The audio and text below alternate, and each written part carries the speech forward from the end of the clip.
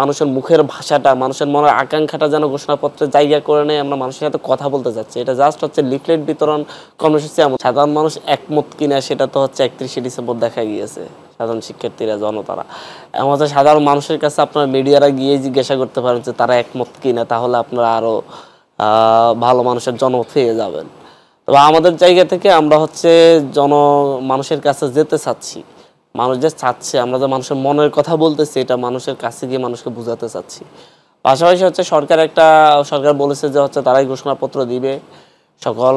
আমরা চাচ্ছি যে হচ্ছে এই জায়গায়, এই যে সরকার একটি ঘোষণাপত্র দিবে, এখানে সকল স্টেক হোল্ডার এক জায়গায় একমত হোক।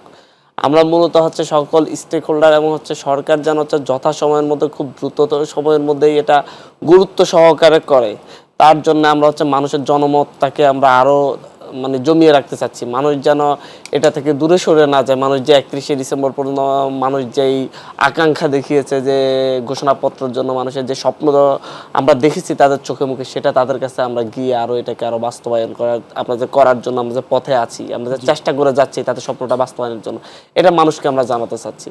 যে কারণে আমরা মানুষের কাছে যাচ্ছি ঘোষণাপত্র নিয়ে।